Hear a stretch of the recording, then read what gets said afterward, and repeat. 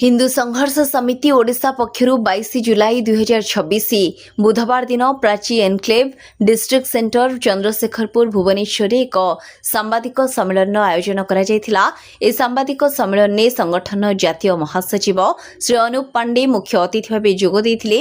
एही अवसर में हिंदू संघर्ष समिति ओडिशार नूतन राज्य कमिटी घोषणा करा जायथिला। श्री पपुन साहू राज्य सभापति जरिए कार्यक्रम आयोजन करा जायछि। नवनियुक्त पदाधिकारी राज्य सचिव श्री संग्राम पात्र, नयागढ़ जिला सभापति श्री प्रतीक प्रियदर्शी, सदस्य वृंद सुश्री सानु पोदार, सुश्री श्वेता सलोनी महांती, सुश्री श्रुति मिश्र, सुश्री कनकलता जैना, सुश्री आद्याशा प्रियदर्शिनी पात्र, श्री जितेंद्र कुमार साहू, श्री विकास स्वाई, श्री ऋतिक विश्वास, श्री सौरभ पोदार, श्री बादल पात्र, श्री प्रदीप प्रधान, श्री कमल चंद्र राउत, श्री शुभम परिजा, डी पपुन, प्रभात कुमार सामल प्रमुख नवनियुक्त पदाधिकारी। एही अवसर में श्री पपुन साहू कहिथिले ओडिशा रे ख्रिस्टियान मिशनरी मानक द्वारा व्यापक भावे धर्मांतरीकरण कार्यकलाप चलिछि। एहाकु रोकिबा ही हिंदू संघर्ष समितिर मुख्य उद्देश्य। जो माने सनातन धर्म को बदनाम करुछन्ति सेमाने निश्चित भावे भारतर आत्मा सह विश्वासघात करुछन्ति। से आहुरी मध्य कहिथिले आसंता एक मास मध्यरे ओडिशार प्रत्येक ग्राम स्तर पर्यंत हिंदू संघर्ष समितिर संगठन गठन कराजिबो। जे हिंदू स्वार्थर कथा कहिबे से प्रकृत राष्ट्रभक्त। देशर जनसंख्यार संतुलन परिवर्तन करी अस्थिरता सृष्टि करिवार जेकोनोसी प्रयास को कोनोसी परिस्थिति रे सह्य कराजिबो नाही। एही देश भगवान राम और श्रीकृष्णकर आरब संस्कृतिर नुहे। समस्त नवनियुक्त पदाधिकारी को अभिनंदन जणाई श्री पांडे कहिथिले जे नूतन कमिटी तृणमूल स्तर रे संगठन को आहुरी सुदृढ़ करिबो एवं हिंदू एकता और संस्कृतिर संरक्षण पई कार्य करिबो। ए सांबादिक सम्मेलन में बहु संख्यक गणमाध्यम प्रतिनिधि एवं संगठन कर्मकर्ता और कर्मी माने उपस्थित थिले। हिंदू संघर्ष समिति का जो मुख्य मकसद है, हमारे देश के अंदर हिंदू धर्म को लेकर के जिस तरीके से कभी कभी कोई भी व्यक्ति माहौल उड़ा देता है, हमारे आदिवासी भाइयों को ईसाई बनाने का काम हो रहा है। हिंदू भाइयों को भी तोड़ फोड़ करके जाति में विभक्त करके उनको बरगला करके विदेशी ताकतें, जिहादी ताकतें जो भारत का इस्लामीकरण करना चाहती हैं, उसे रोकना। एक संगठन स्ट्रांग बना करके, मजबूत बना करके भारत के संविधान के तहत लोकतांत्रिक प्रक्रिया से धरना प्रदर्शन आंदोलन करना, उस सरकार को आगाह करना। सर, बांग्लादेश में जिस तरह बेहरमी से अटैक किया गया हिंदुओं को, आप जानते हैं बेहरमी से अटैक किया गया, बहुत सारा बोला गया, लेकिन कोई भी उनका पर असर नहीं हुआ, कोई भी इम्पैक्ट नहीं पड़ा उनका ऊपर। सर, आपको क्या ये प्रतीत हो रहा है तो वो ये आंदोलन करने के बाद उनका पर कोई असर आएगा, कोई इम्पैक्ट पड़ेगा? बिल्कुल, हम लोगों ने प्रदर्शन किया। जब बांग्लादेश में हिंदुओं के ऊपर अत्याचार हुआ तो हिंदू संघर्ष समिति ने बहुत आंदोलन चलाया। हम लोग बंगाल में, पश्चिम बंगाल में प्रोटेस्ट किए, हम लोग दिल्ली में प्रोटेस्ट किए, हम लोगों ने सरकार को किया। हम लोगों ने मानवाधिकार, जो इंटरनेशनल मानवाधिकार है, उसमें भी कोई हिंदुओं पर जिस तरीके से अत्याचार हो रहा है, हिंदुओं को पेड़ में बांध करके मारने के बाद उन्हें कुचल कुचल करके पत्थरों से कूट कूट के मारा गया। दीपू दास था वो लड़का, उसके बाद पेड़ में लगा करके बांध के उसको जला दिया गया। जिस तरीके से भारत के अंदर जो कट्टर इस्लाम, जो मौलवी और मौलाना जो नौजवानों को दे रहे हैं कि वो तलवार से गर्दन काट देते हैं, पहले गोली भी मारते हैं, फिर गर्दन भी काटते हैं, ऐसी सैकड़ों घटनाएं इस देश के अंदर हो रही हैं। राजस्थान में हुई, कन्हैया कुमार को जो दर्जी था, किस तरीके से फिर हम इसे मारा गया। लखनऊ में तिवारी को मारा गया, पहले गोली मारी गई, इसके बाद उसकी गर्दन काटी गई। और सबसे बुरा तब लगा, देखिएगा, बहुत मानवीय घटना बता रहा हूं लखनऊ की, जब अखबार वालों ने वो गर्दन काटने वाले जिहादियों से पूछा कि तुमने कमलेश तिवारी की गर्दन तो काटी है, कमलेश तिवारी तो मर गए हैं, क्या तुम्हारे किए पे पछतावा हो रहा है?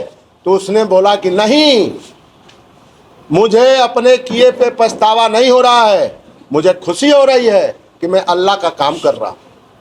क्या अल्लाह यही मांगता है किसी की गर्दन काट दो? जो मुस्लिम नहीं बनेगा उसकी गर्दन काट दो।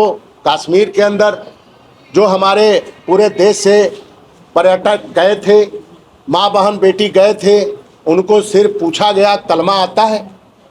उन्होंने बोला नहीं, गर्दन काट दो, गोली मार दो। 22 लोगों को बेरहमी से मार दिया गया। तो भारत को इस्लाम बनाने के लिए खिलजी, गजनी, गोरी, ये तमाम जो मुगल आक्रांता आए बहुत प्रयास किए। सारे हमारे धर्म स्थलों को तोड़ा, काशी तोड़ा, अयोध्या तोड़ा, मथुरा तोड़ा, जगह जगह तोड़ फोड़ किया और उस पर मस्जिद खड़ा कर दिया। और इसके बाद वो चले गए, फिर अंग्रेज आ गए, फिर हम लोग आज़ाद हो गए। 1947 में देश आज़ाद हो गया। लोग कहते हैं कि महात्मा गांधी का एक गाना है कमाल। ये कौन सा गाना है भाई?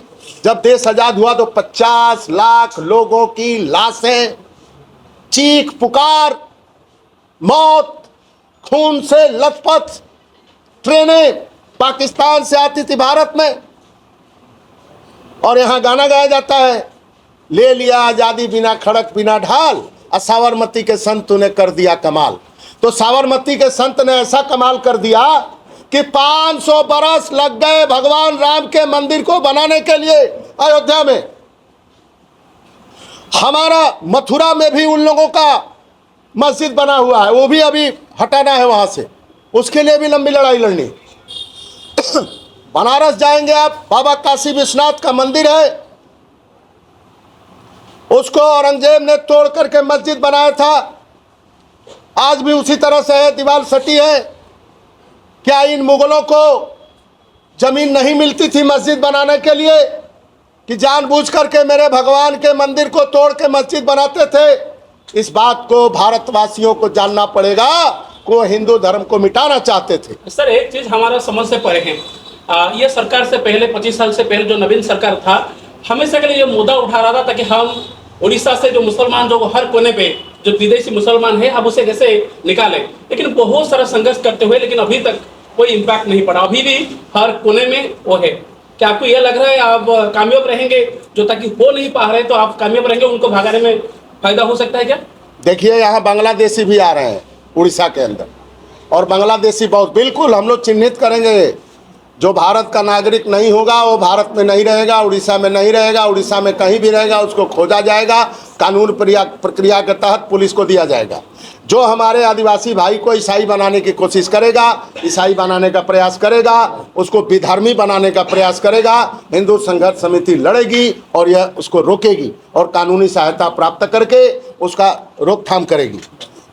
उड़ीसा रहा है, अगर कांग्रेस की सरकार अगर हो रह गई होती तो यह देश फिर बंटवारे के करीब पहुंच जाता, क्योंकि ये जो ईसाई मिशनरियां और ये जो विदेशी ताकतें, ये जिहादी, इनको बाहर से चंदा आता है। मदरसा में क्या पढ़ाया जाता है? क्या पढ़ाया जाता है? मदरसा में यही पढ़ाया जाता है, उनको शिक्षा ज्ञान नहीं दिया जाता है। हम लोग चाहते हैं कि बच्चे पढ़ें, बच्चे ज्ञान अर्जित करें, मदरसा में भी पढ़े तो इंजीनियरिंग डॉक्टर बने। लेकिन क्या हुआ? अल-फलाह यूनिवर्सिटी का आपने देख लिया, जो जितना बड़ा पढ़ाई कर रहा उतना बड़ा जिहादी हो रहा है। तो सवाल ये उठता है कि हम लोगों को अब तैयार होना पड़ेगा, संघर्ष करना पड़ेगा इस देश को बचाने के लिए। सर 5 उंगली जो मैंने सब साहाଯ୍य कहते बाहर जो सब मैंने आसुँच बांग्लादेशी ये हिंदू धर्म को नष्ट करने, हिंदू धर्म को आम स्ट्रंग करी आम देश को आम आगू भारत माता को आम आगू बढ़ाया चाहबू। ये यंग हिसाब से केते आपण रहइबो चैलेंज काहे ना एटा जो रहू एटा बहुत पुरा ये रही जे तो आपण जने युवक यंग हिसाब से आपको केते चैलेंज रही 100% रखिया पे मु चाहिबी, जेमिति हेले भी हिंदू राष्ट्र को बहुत आगु न आगु मो ये रु चाहिबी। ब्यूरो रिपोर्ट विचित्र दुनिया।